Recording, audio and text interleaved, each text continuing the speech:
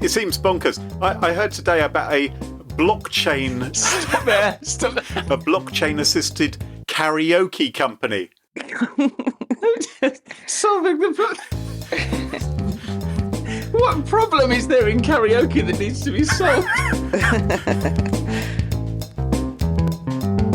Smashing Security, episode 357. Interview with an iPhone thief, anti-AI, and have we gone too far? With Carole, Theriault and Cluley.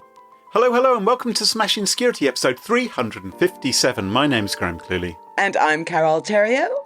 And cluck, look who has joined us. He's come back for another week. The Chicken Man! Chicken Man, Mark Stockley. Hello, Mark. Oh, hi. What an introduction. Cock-a-doodle-doo, what a treat it is to see you. Yes. So for any listeners wondering what my credentials are for appearing on this podcast, it's because I own chickens. That's what you're saying. I think you're more than an owner of chickens. You're an expert in all things hen-based. Penetration, perhaps. Oh no, penetration sounds a terrible thing. Okay. Dear. I think we should kick this show off. But first, let's thank this week's wonderful sponsors, Collide and Vanta. It's their support that help us give you this show for free. Now, coming up in today's show, Graham, what do you got? I'm going to tell you how to steal an iPhone. Mark, what about you? I'll be asking, have we gone too far? The answer is surely yes. And I will ask whether it is time for anti-AI. All this and much more coming up on this episode of Smashing Security. Now, chums, I don't know if either of you have ever been to London. London, big city in the centre. It's not that far from us, to be honest. About an hour's drive. Yeah, by train. So, yes. We on the podcast, all of us have been to London. Some of our listeners in far-flung lands, maybe not. But in London, take heed if you plan to take your smartphone, because someone in London has their iPhone stolen every 6 minutes. How many iPhones does this person have? He's getting really annoyed. He's getting very, very annoyed. Absolutely sick of it. Now, it is bad enough that your iPhone can be physically stolen. But of course, thieves can also do naughty things with your iPhone as well. And that is the topic of my discussion today, is what thieves do to both steal your iPhone and what they can do afterwards, and maybe how you can better protect yourself into the future as well. So there was a video which came out by the Wall Street Journal just before Christmas where they interviewed an iPhone thief in his prison cell. He'd been sent away for something, I don't know, like 7 or 8 years or something for his part in an iPhone theft gang.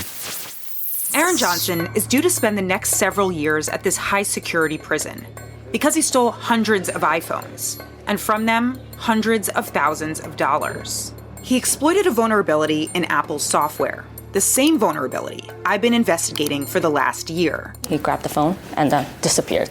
Along with others, Johnson, seen here in red, would target people in and around bars in Minneapolis to get their phones and their passcodes. Was it a phone interview? No, this was in person. He was in front of a camera. He did this. Can I ask, does this have anything to do with the settings on your phone, or is this going to be the big reveal later? We are going to be talking about iPhone settings later on. So, Carole, I would actually like you to reach for your iPhone. Mark, you can as well if you own an iPhone. Yeah. Turn it on. Don't accept any calls, because I will be telling you later what settings you should change on your iPhone. So ready yourself. I'm ready. All right? Mm-hmm. Fantastic. So this chap was interviewed and he explained what he did. Well, what he did was he went out with a couple of his mates, and they go out and hang out in bars where there were sort of young, drunken people, people who were partying, people, having a good time, maybe slightly inebriated already. Did these guys fit into this environment, or do they stand out like two sore thumbs? Oh, no. They fitted in quite well. It's not like he's 86, right? No. He was of similar demographic. Okay. It's got a black mask with a couple of eye holes cut in it. It's not some sort of gimp. Stripy jumper. It's not. Oh, I see. I thought you were talking about gimps or some sort of sex club. No, of course you did, Graham. Of course you did. No, he hasn't got a swag bag or anything like that. But there he is, right? He's hanging out and he's pretending that he has drugs to sell. it turns out he didn't actually have any drugs at all, but he's sort of pretending, right? Saying, "Oh yeah, I've got a bit of Shatner's bassoon." Jazz cigarettes. Exactly. Maybe something a little bit stronger as well. So he's suggesting that he has drugs to sell. And so he bumps into some young person who wants some drugs for the night. Right. And he says, look, I can get you some drugs and things. He says, why don't you take down my details? And so the other person gets his phone out to write down his details. And, he's got complicated details. He says, let me have your phone. Let me type it in for you. Mm-hmm. Right? And of course, this inebriated person, this student who's having a great time, says, sure, maybe he unlocks his phone, hands it over. Right. And after he's handed it over, the guy who's planning to steal it says, oh, it's locked. So he just quickly locks the phone. He says, locked. What's your passcode? And people, desperate for a bit of Colombian blacktail, actually, I think that's a type of free-range egg, isn't it? Yes. Rather than It is, yeah. That's for you. That's for you, Mark. That's for you, Mark. When the munchies hit, the munchies hit. Like, you need what you need. Need some scrambled egg. But anyway, so before he poaches the phone, so he asks, he says, "What's your passcode?" He says, "What's your passcode?" And people might just hand it over, or they may take back the phone and type it. But at that point, he watches them enter it. Or, of course, people just say, oh, it's 2264813 or something like that, right? And so they enter their passcode. So the villain now knows the passcode, and he knows what it is. They're in a bar. The phone user's been drinking, already drunk. They're having a bit of a chit-chat, and they're distracting him. And at an opportune moment, the thief just passes the phone to one of his mates, and voomp, it's gone. What? And the guy doesn't go, can I have my phone back? No, well, maybe he does. And he's like, I haven't got your phone. I gave it back to you. I put it in your pocket or whatever. I put it down here. Where's it gone?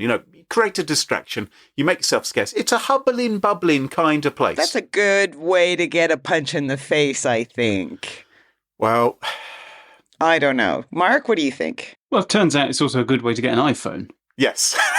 It depends what you're after. Yeah, because I suppose you don't have the iPhone anymore. You've handed it over to your mate. They've scarpered Exactly. and you're fucked. It's not, I haven't got it on me. Check me. Right. Look in my pockets. I haven't got anything. Sorry, mate. I don't know what happened to it or whatever.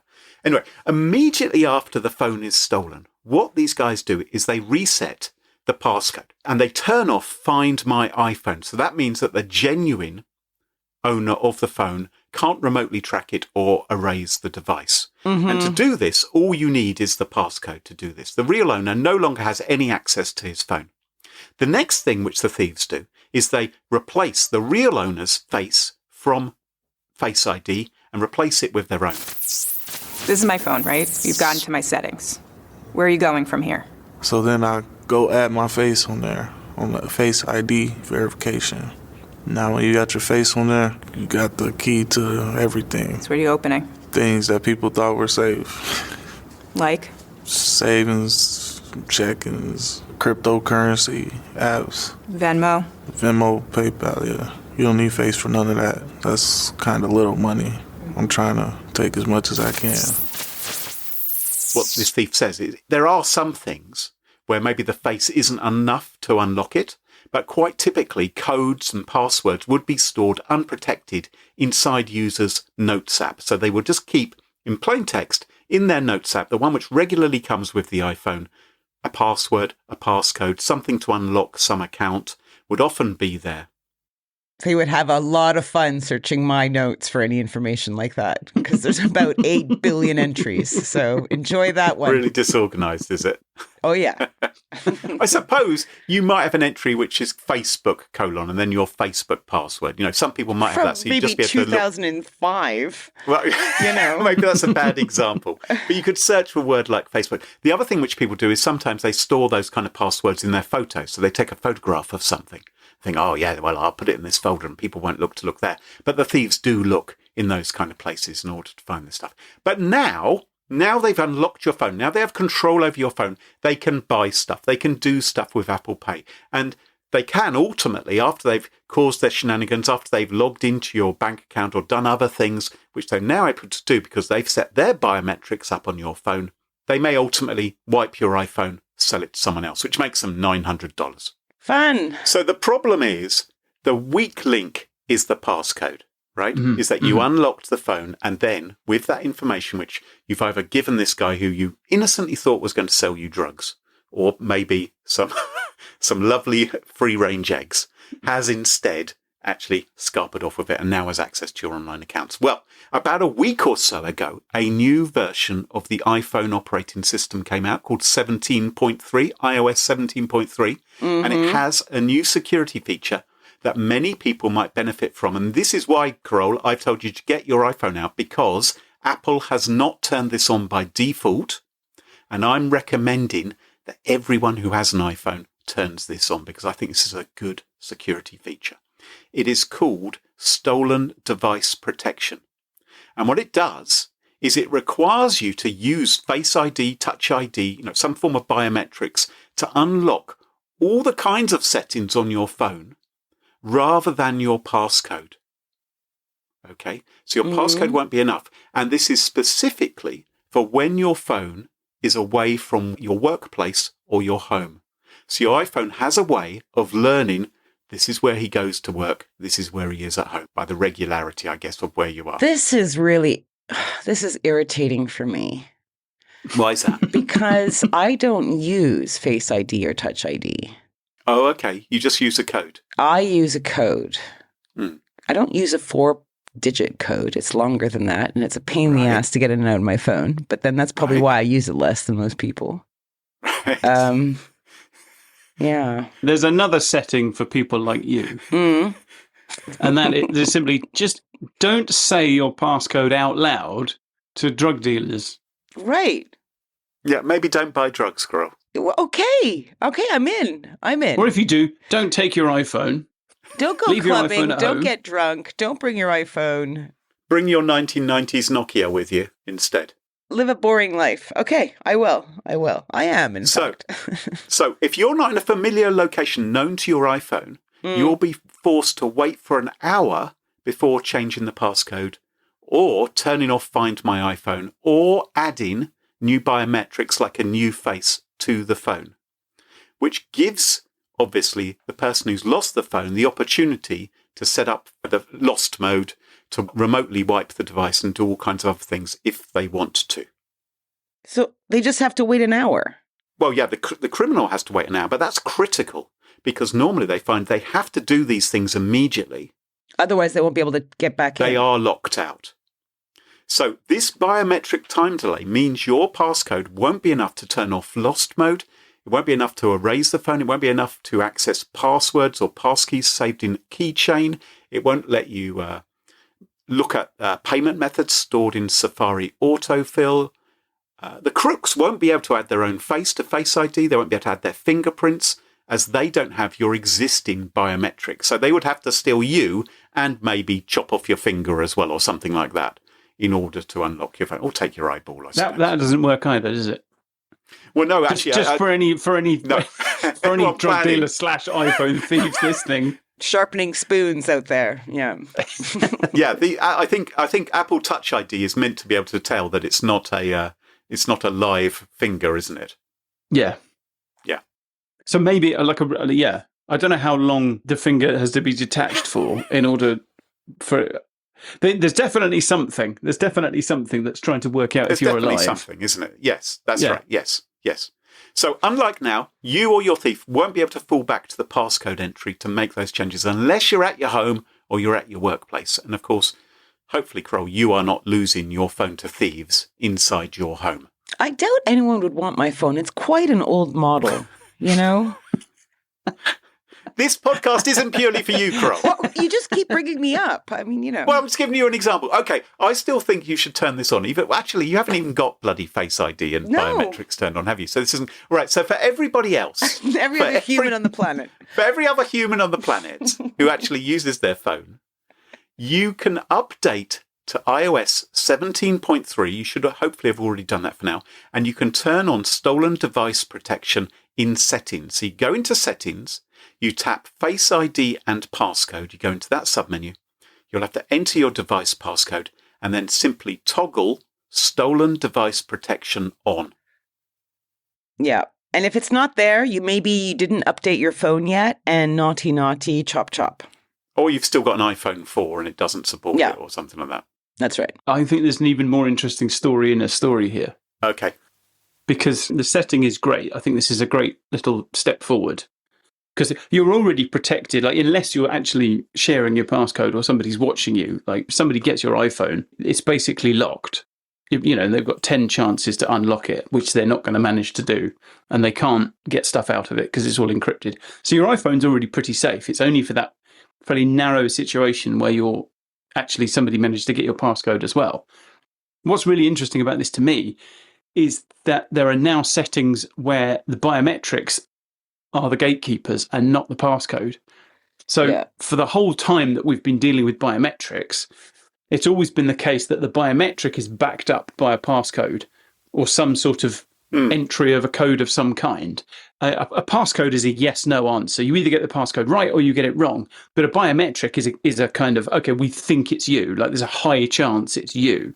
So it's a very different kind of assessment. And we just didn't know 10 years ago, 12 years ago, we just didn't know how effective biometrics were going to be or how reliable they were going to be. And Apple have now had biometrics on phones for at least a decade, starting with Touch ID. And they sell billions of these things. So there are millions and millions and millions, hundreds of millions of phones out there that people have been using with biometrics for a decade. So Apple must have an enormous amount of data about how effective biometrics are. And they've taken this step now, which is the first time I can remember anybody doing it, of saying, actually, the passcode is backed up by the biometric rather than the biometric being backed up by the passcode. And that, I think, is the thin end of a wedge that leads to passcodeless authentication. Because it's saying we trust the biometric even more than we trust the passcode, which they would have good reason to determine that they can. Then it seems to me that this could easily be a prototype for, all right, okay, well, we're going to let the biometric be the way that you access other sensitive things. And ultimately that leads to not having a passcode on the phone at all. And I think we've spent enough time with biometrics now to know that actually they're pretty reliable. And that could be where this goes. Yeah. Maybe, but it's interesting. It's coming along at a time when, you know, we can trust images and visual representations of people less and less thanks to deepfakes and other AI tomfoolery. But that goes back to the Alive thing with the finger. Like these things, there's so much more going on than it just looking at, like, I can't just hold up a photo of Graham and log into his phone with Face ID. Like, it's actually trying to work out that you're a real person. And the same with the finger. Yes, you have to stick the picture of me on the front of a balloon, I think, to make it appear a little bit. Yeah, or wear it as a mask. Yes, have it bobbling around a little bit to make it more convincing. Hi, everybody. Well, we'll have to wait and see if Android adopts a similar feature. I suspect they might in the coming months, so we have to see that. But certainly for our iPhone-loving listeners out there, I think this may be a sensible setting for them to turn on. Particularly that guy in London who keeps losing his phone every 6 minutes. Mark, what have you got for us this week? I've got a question. So I would like to ask you today, have we gone too far? Yeah, frequently. The answer is yes. Mostly on your episodes. I don't know about you, but I find myself increasingly looking at technology and thinking, have we gone too far? Like, is this actually useful? Is this even harmful? And perhaps more often than both of those, are we actually allowed to be in charge of this stuff? Like, who left us in charge? I mean, when you think about modern technology, it's the sum of thousands and thousands of years of this accumulated science and engineering. Like, all this human endeavor, and it's each generation learning from the previous generation. Nobody's just inventing things from scratch. Like, for most of our history, flint knapping was the absolute pinnacle of technology, you know, for millions of years.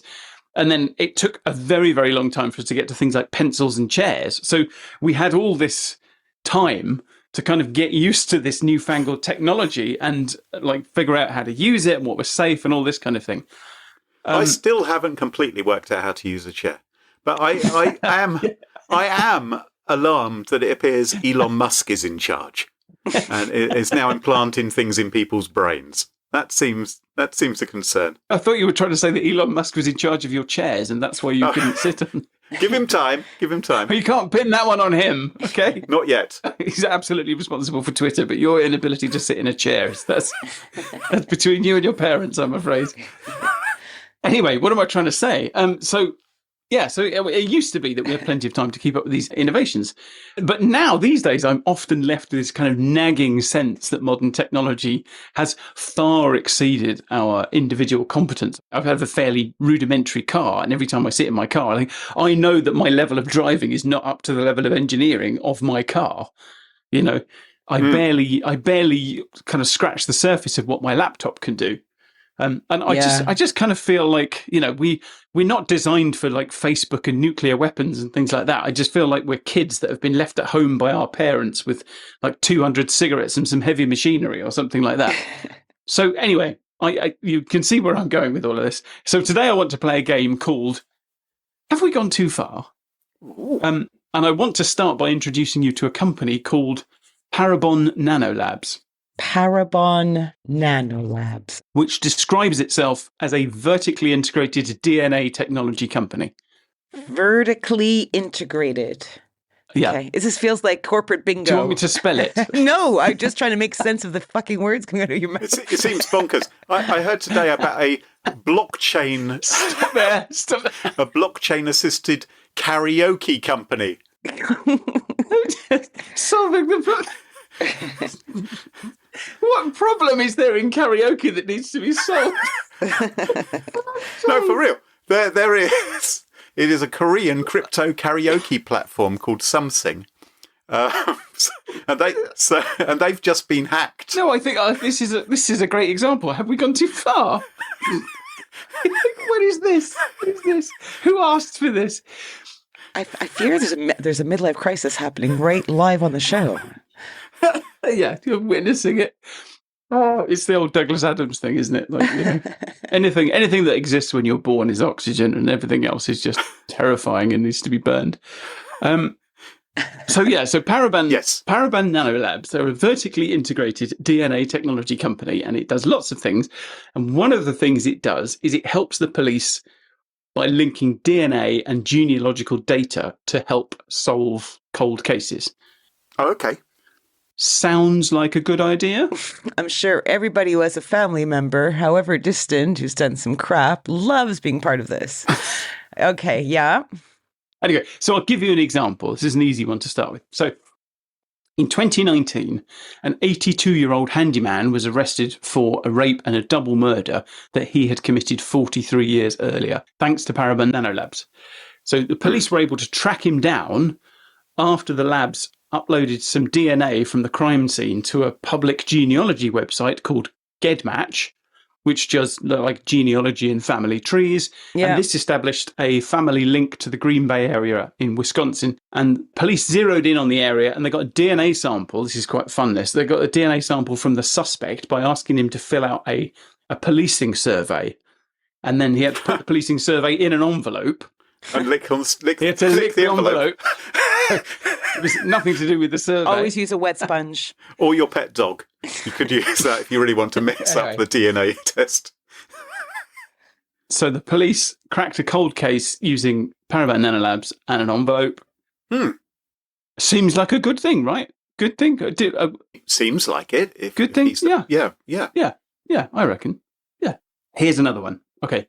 So there are other things that you can do with DNA to catch crooks. And Parabon Nanolabs will do those too. And one of the things it can do is it will produce what it calls a snapshot phenotype report, which tells you what you can learn about someone's appearance from their DNA. Oh. And in fact, they did this for police back in 2017 in trying to identify the killer of a woman who'd been murdered 30 years earlier. Wow. So the police sent the lab DNA from a crime scene, and the company's AI algorithm, because you know we weren't going to get through the story without mentioning an AI algorithm, predicted that the murderer was male, had fair skin with no freckles, brown eyes, brown hair, and bushy eyebrows. And just to clarify, Parabon Nanolabs was helping them. It didn't help them solve the case. It was just helping them. Pointed them in the right direction. Get that far, yeah. But with 30 years under the guy's belt, surely he's maybe gone a bit grey. Like, you know. Good. Oh, well done, Carole. Very, very, very good point. Good point. That's a good point. So, maybe his eyebrows will have molted a little as well. So what's happening, Graham? Mine are just getting longer. But, you know, so now we can say, you know, thanks to the DNA, we can say at least the murderer was male. They've got fair skin. They don't have freckles. They've got brown eyes. They've got brown hair. They've got bushy eyebrows. That sounds pretty useful, right? Right. I'm beginning to feel a little bit worried. Maybe it's your mention of the words, you know, artificial intelligence in there, where I begin to think, well, it's interesting that you just mentioned that, because I had the same reaction. So, like, I mean, the good thing is, like, now the police have an idea about what this person probably looks like, or at least they've got an idea, like, what an AI thinks this person looks like. And that might be useful, right? Might be. Descriptions of crooks based on DNA. Good thing, bad thing? As long as hallucinations don't get in there. If they'd done a test on billions of people's DNA and found it to be, you know, 99% reliable or something, or let's hope actually a much larger percentage than 99% reliable, then that would be a good thing. You know, that if it was beyond reasonable doubt and say, yes, we are absolutely certain this isn't someone who's blue-eyed, but someone who's brown-eyed, then that would be helpful, I suppose. Yeah, you could imagine how that might help police with their inquiries, as the saying goes. Now, I left out a detail about the report that the labs produces.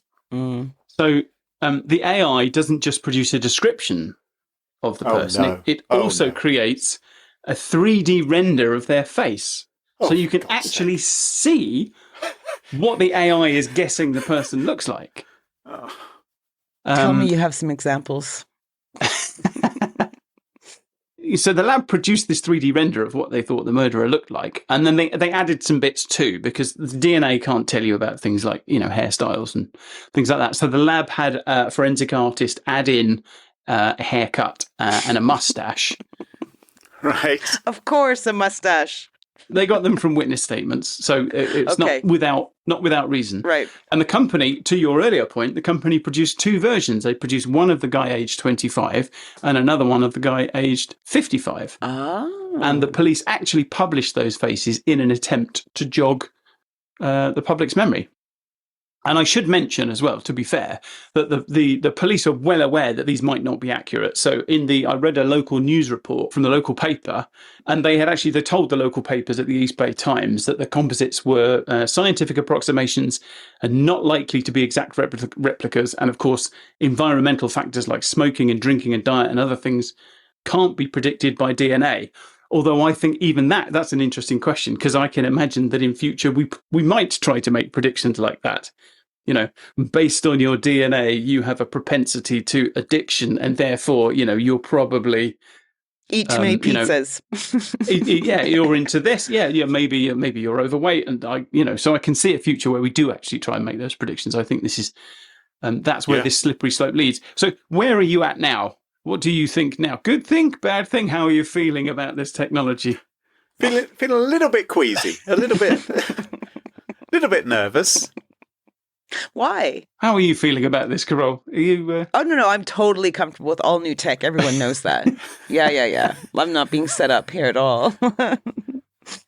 Now, should I mention, it may help your queasiness, Graham, if I just mentioned that this technology obviously hasn't been peer reviewed. So, I mean, it sounds science-based, right? Like Paraben Labs have tested this. Well, they have labs. The fact they have labs in their name, that makes me think they're proper scientists. They're experts, yes. Mm-hmm. I mean, just to be clear, we're not saying they're not experts. No. We're not saying they aren't scientists, so they don't have a lab. And they have tested this, and obviously they think that it works, and they're happy enough to sell this to the police. But it hasn't been peer reviewed. So maybe it's really accurate. And maybe it isn't. Yeah, a lot of stuff is not peer reviewed. It's like you're taking their word for it, I guess. Or the cops' word as well. Users, the customers' testimonials, right? Yeah. Or our podcast is peer reviewed. Have you done a double-blind trial of this podcast? How do you do that? We've had lots of reviews on Apple Podcasts, good and bad, and generally people like us. Of those people who choose to listen and leave a review. Well, they're like one of us. That's definitely how you do a double-blind. Yeah. Yeah, a lot of them prefer Carole to me. Yeah. But other than that. So anyway, the technology hasn't been peer reviewed. And maybe it's like face recognition. Maybe it is really good at white people. You don't know. Like sometimes these things have, depending on the training data, there can be kind of blind spots and weak spots and things like that. We just don't know.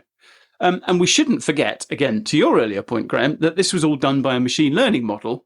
And machine learning models suffer from what we call the black box problem, which means that we don't actually know how they make decisions. We know that if you feed in a certain type of input, you'll get a certain type of output. But we don't actually know what's going on under the hood to the point where we can say, okay, well, it decided that this person looks like this based on the DNA because it made these specific decisions. So it's already looking pretty obscure, which doesn't mean it doesn't work, but it is a very opaque process. Now, that said, I think it's important to remember that we trust witnesses and sketch artists. And they come up with pictures of what suspects look like, and there's no science at work there at all. No. So it's like nose is a bit bigger, a little bit bigger, bigger, smaller. Yeah.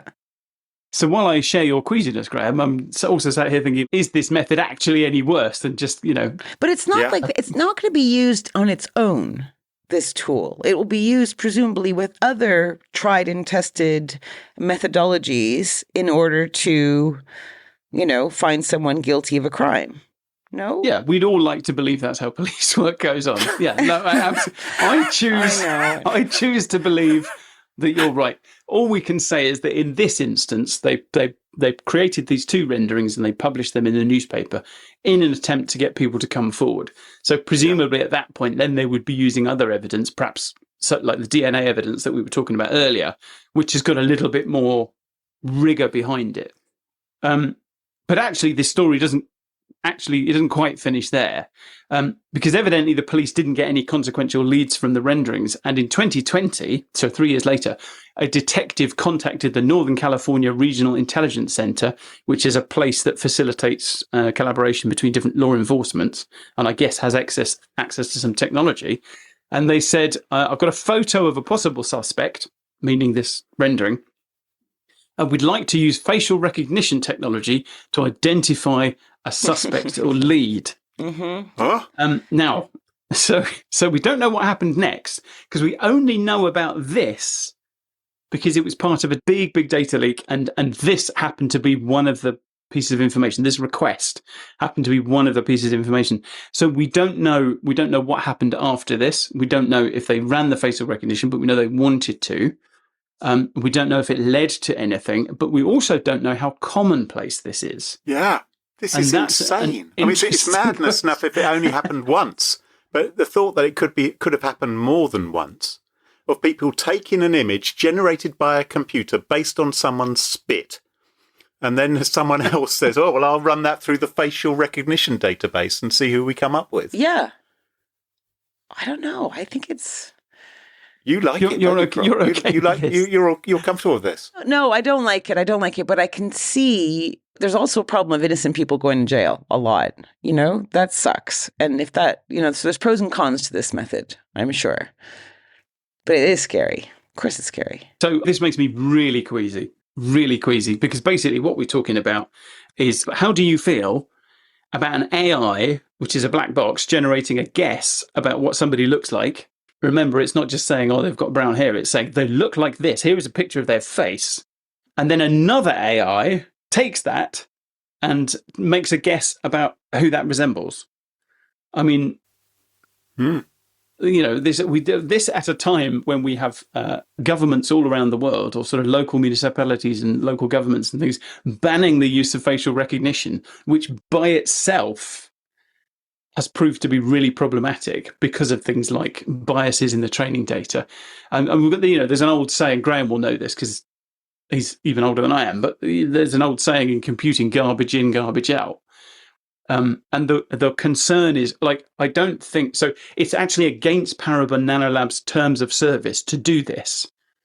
So just like the police in the police report were fully aware that the rendering that was produced was not like, it's not likely to be an exact replica of the person. It's there to jog someone's memory. Haraban Nanolabs understand the limits of what they're producing.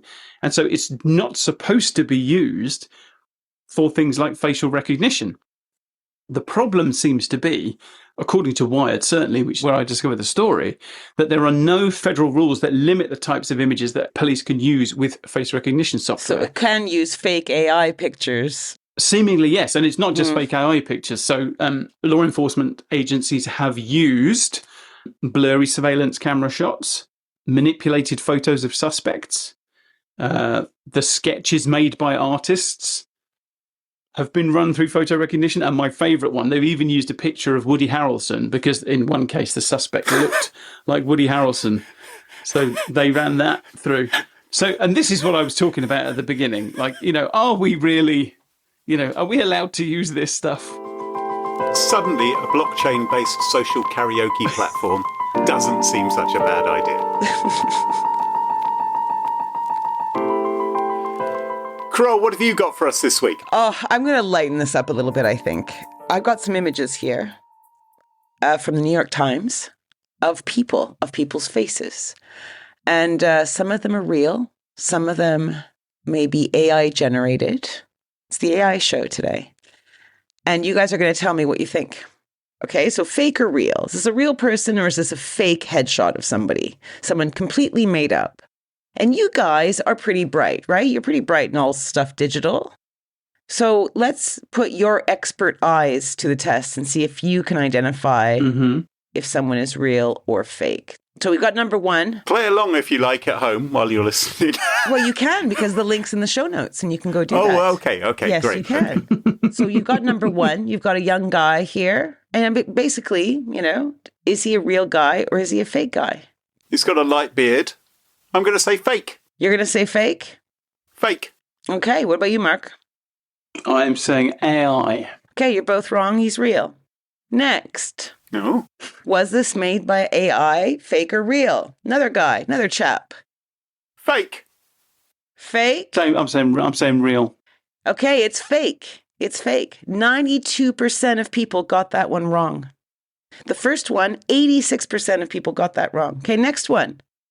Okay, AI or fake? She looks a bit scary. She does look a little bit scary. I'm going to say fake. I think she looks like she was generated by AI, and I'm now getting the feel for where this is going. So I'm going to say that she's real. She's fake. And 84% of people got it wrong. Okay, next one. We've got two more. Next one. We've got a nice lady here with some glasses on. Fake. I'm saying fake. She's definitely real. She's definitely real. Okay, Mark. She's fake. 93% of people got it wrong. And finally, the last one. And a middle-aged guy. Old fella. Looks like he's been out for a run.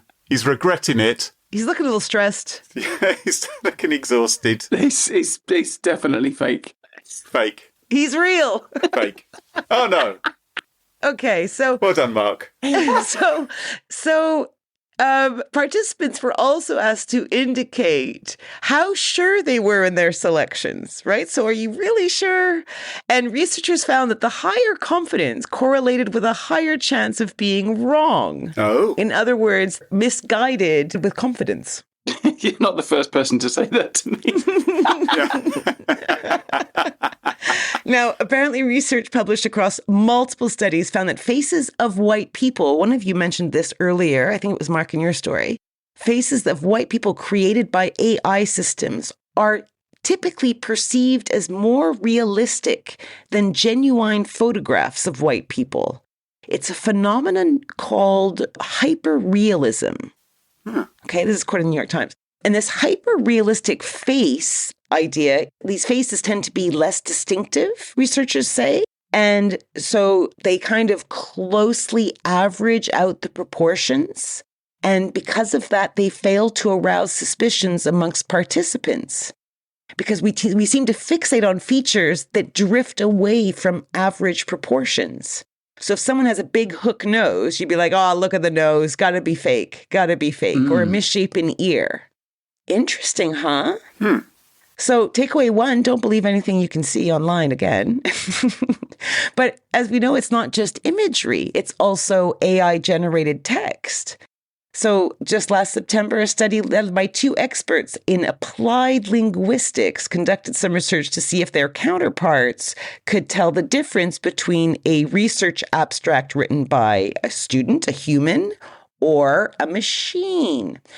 And this is not a bad idea, because if anybody's going to be able to identify human-produced writing, it should be an expert in linguistics, right? That's what they do. They spend their careers studying patterns in language and other aspects of human communication. You'd like to think so. Right. Well, each expert was asked to examine 4 writing samples and had to identify whether it was machine-made or human-made. None correctly identified all 4, and 13% got them all wrong. And based on the larger findings, links in the show notes, the researchers concluded that professors would not be able to distinguish between a student's own writing and the writing generated by an AI-powered language such as ChatGPT without the help of software that hasn't yet been developed. And maybe that's the key, right? Like some authentication or defensive tools, some anti-AI, if you will. I'm sure somebody released something like that last year. Yeah, but it's not, I don't know of it being used. Like, are colleges being able to use this stuff? And probably they are. There's probably some tools out there. But without the tools, basically research is saying we have no hope in hell. And our little experiment here with the 2 of you showed that as well. I don't know how far it went, but the research I saw last year, it was about identifying patterns in language produced by AI. And because there are patterns, just like anything else, there are patterns in the way that it, like you say with the photographs, it's producing an average of all the text that it's read. Composite. Yes, it's a composite of everything that's read. And so there are things within that another AI can spot. Yeah. But then you're in the hands of like, well, let's hope our AI works better than their AI. Compounding the AI-ness. Just this past week, there was a report from GCHQ's National Cybersecurity Center's chief, Lindy Cameron. And she's warning that AI is going to make the digital landscape much harder to protect. Yeah. I think all 3 of us would agree with that. Yes. She says, quote, the emergence use of AI in cyber attacks is evolutionary, not revolutionary, meaning that it enhances existing threats like ransomware, but does not transform the risk landscape in the near term. What do you think about that? I wonder what she means by near term. Yeah. How long is that? Well, it's really complicated because the thing is, while ChatGPT's rules prohibit its use for spam or generating malicious code and all this stuff, researchers have found a way to bypass these controls. I found a way to bypass these controls. It's not hard, yeah. I wrote an article about 3 months ago. I got ChatGPT 3 to write some ransomware for me. Did you? And it was absolutely terrible. It was garbage. You would have to be a good enough programmer to write ransomware in order to put together the kind of fragments of nonsense that it spat out. And then I repeated it 6 months later with ChatGPT 4. And let me tell you, ChatGPT 4 is really good at writing ransomware. And there were some controls in place that were designed to stop you. So you can't just rock up and say, write me some ransomware, because it'll go, hang on, I'm not allowed to do that. But what I was able to do is just say, okay, well, what does ransomware do? Okay, it does X, Y, Z. So I said, right, write me a computer program that does X. And it said, fine. And then I said, right, add Y. Yeah. And then okay, fine, add Z. And I just added all of the common features that you find in ransomware.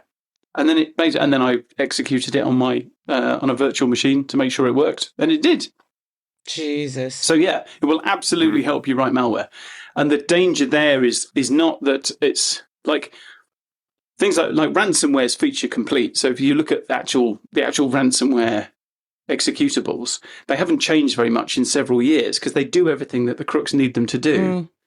So it's very unlikely that AI is going to come along. And this is maybe we haven't seen an explosion of AI in cybersecurity, certainly not in the amongst cyber criminals, because at the moment they just don't seem to need it. So ransomware does what it needs to do. So you're not going to get an AI come along and write a better ransomware because it's not going to get much better than it is.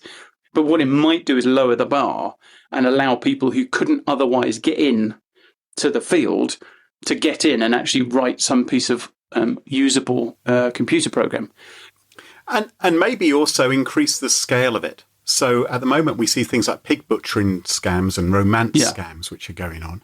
And I can imagine that people could, a gang could perhaps use AI to target many, many, many thousands more people at the same time and have their AIs producing the responses to the messages which this person who's fallen in love with them is giving them. I can imagine that happening, maybe not so far down the track. Well, we're kind of fucked, I think. So this has been a really fun episode. I don't even have good news at the end of this, other than to say maybe it's high time we take a page of Socrates' book, according to Plato, and basically say, like, the true wise recognize that they know absolutely FA. And I'm becoming a serious wise ass, guys. That's very, very deep, Carole. So what you're saying is that Socrates said, I think we've gone too far. This episode of Smashing Security is sponsored by Collide. Wouldn't it be great if a device which lacked compliance or lacked security was denied access to your organization's SaaS apps and other resources? Because this would mean that the hackers who had nabbed the unlucky employee's credentials, for example, could not gain access to your assets. It would effectively lock them out. Welcome to Collide, a world where access is only given to approved, secure devices. As the administrator, you can manage every operating system, even Linux, from a single dashboard. Another bonus of Collide, employees can often fix their own problems without involving IT support, meaning less resources are needed to effectively operate a more secure environment. Collide is the device trust solution for companies with Okta. Collide ensures that if a device is not trusted or it's insecure, it is denied access to your cloud apps. Learn more at collide.com/smashing. That's KOLIDE.com/smashing. And huge thank you to Collide for sponsoring the show. Shortcut compliance without shortchanging security. That's what Vanta can bring your company, expanding the scope of your security program with Vanta's market-leading compliance automation, saving your business time and money. Vanta has over 5,000 customers around the globe who are saving over 300 hours in manual work and up to 85% of their costs for SOC 2, ISO 27001, HIPAA, GDPR custom frameworks, and more. And with Vanta's 200 plus integrations, you can easily monitor and secure the tools your business relies on. From the most in-demand frameworks to third-party risk management and security questionnaires, Vanta gives SaaS businesses of all sizes one place to manage risk and prove security in real time. And as a special bonus, Smashing Security listeners can get a stonking 20% off Vanta. Just go to vanta.com/smashing to claim your discount. That's VANTA.com/smashing. And thanks to Vanta for supporting the show. And welcome back. And you join us at our favourite part of the show, the part of the show that we like to call Pick of the Week. Pick of the week. Pick of the week. Pick of the Week is the part of the show where everyone chooses something they like. Could be a funny story, a book that they've read, a TV show, a movie, a record, a podcast, a website, or an app. Whatever they like. It doesn't have to be security related necessarily. Better not be. Well, my Pick of the Week this week is security related. And I'm not ashamed to say it. And my choice this week comes about because I was contacted by a loyal listener to the show, Alan Liska, and he told me about a radio drama series which used to be on in the 1940s and early, all the way through to the early 60s, actually, called Yours Truly, Johnny Dollar. Oh, never heard of it. Which was the adventures of a private insurance investigator with an action-packed expense account. That's how it was promoted. This is what people did in the old days, folks, for their entertainment. Well, the tales of this private insurance investigator, it's now all, the character's fallen into the public domain, which has meant that Alan and some of his buddies have been hard at work updating Johnny Dollar. and bringing him to the present day. And they have made a series of comic books where the private investigator is now a cybersecurity insurance investigator. Still with an action-packed expense account. I was surprised as I was reading it just how often he wrote down his expenses for taking cabs or buying a new hat or taking a receptionist out for lunch in order to get some information from her, that kind of thing. So Alan has put this together. He is selling it on his website, and they've also about to launch a Kickstarter for their 3rd issue. And I checked it out, and I thought, oh, this is a bit of fun. And it's cybersecurity related, which I know we love to have our pick of the weeks, cybersecurity related. So I thought I'd give it a mention.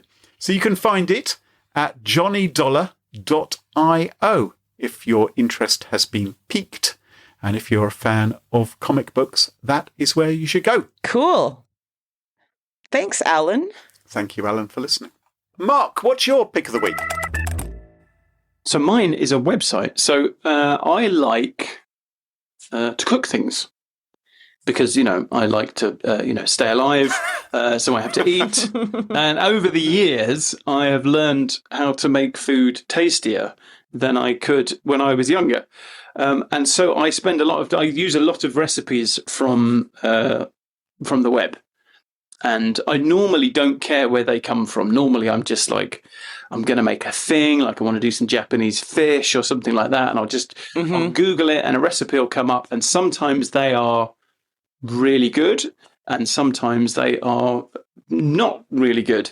And they always have that great long life story at the beginning, the SEO blurb that everybody has to put into pad out there.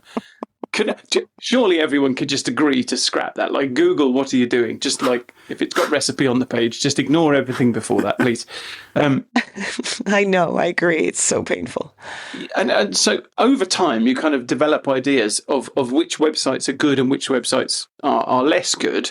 And so when a recipe comes up, when I'm looking for something and a recipe comes up on a site that I recognize, I go, maybe I'll pick that one because that's a good site. But I don't have websites where I go specifically. I'll go to that website and I'll pick one of the recipes from that site because it's so good, with one exception. And the exception is a website called I Heart Umami. Oh. And I stumbled upon it looking for a satay chicken recipe. And I liked it so much. I was looking for a satay chicken I could do in an air fryer. And I liked it so much that I went back there and I started cooking other things that were on this website. And I've done a number of dishes, like different salads and a number of dishes. All have been really, really good. Huh. So if you want to come off as a better cook than you are, yes, then I cannot recommend this website. Graham's like, check. Yeah, I cannot recommend this website highly enough because it will absolutely make your food taste like the best version of your food. And it's also, it's all low carb, gluten free, which I don't care about that at all. I love gluten. I love carbs. But if that's important to you, it's all that, and it's kind of pretty keto friendly as well. So it's a really, really lovely kind of protein rich, flavorful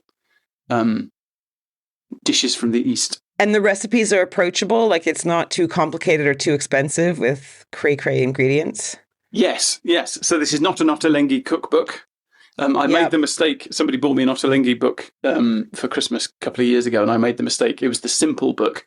I made the mistake of cooking one thing from it, and it took me 2 hours and it had 20 ingredients. And I thought, this is not a simple recipe. This is not for me. But yeah, no, it's really good, kind of hearty, soulful, fairly straightforward. Like, you can make it complicated, but yeah, it's great. Check it out. So I Heart Umami. I'm on the website right now. It looks very straightforward. Food looks delicious, and looks interesting. Nice one, Mark. I will give it a go. Carole, what's your pick of the week?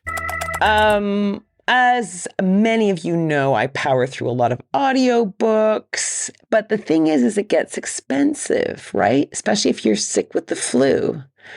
So this past weekend, I had an audiobook humming away in the background because I was super sick. I was like stuck in bed. And I had this audiobook playing, and then like it's done, and I kind of heard it, but I didn't hear it completely, and I kind of want another one, and it just gets expensive or whatever. So I'm powering through these books, and I see the hit on the bank account, and that's what got me off my butt, and I got down to the local library and joined the local library, which is kind of sad that I haven't done that before. You guys are probably both members of libraries, probably because of kids.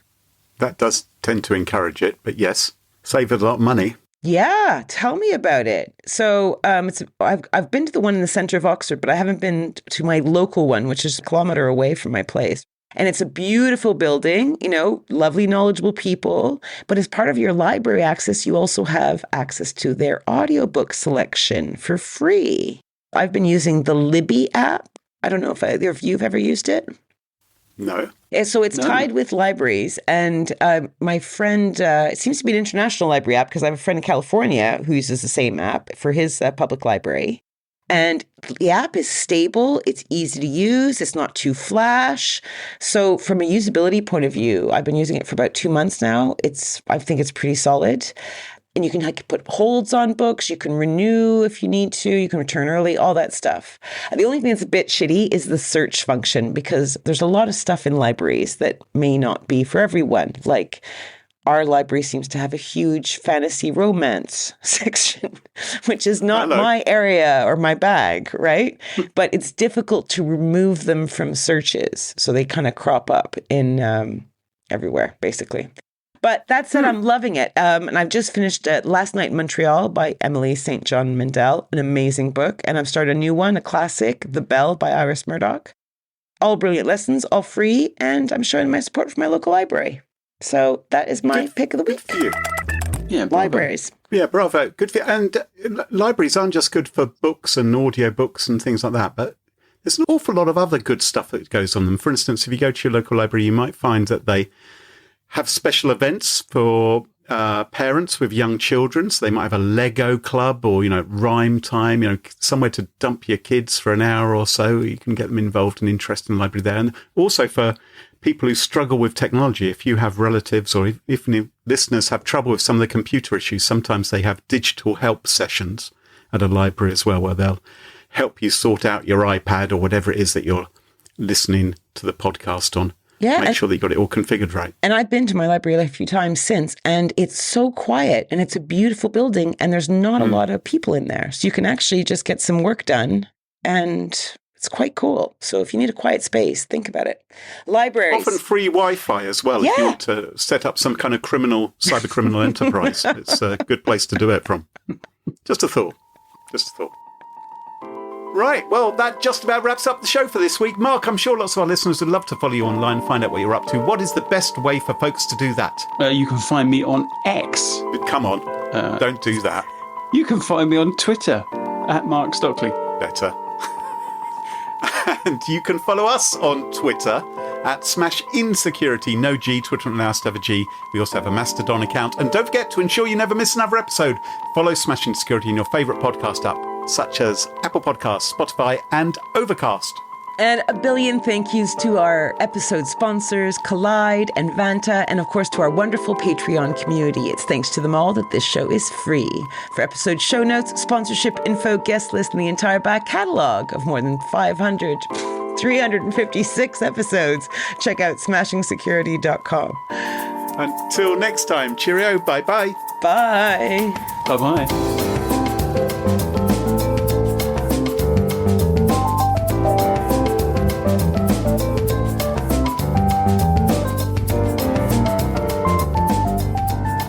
One day we're going to be saying 500.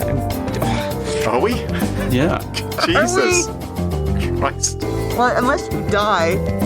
Are you dying? No.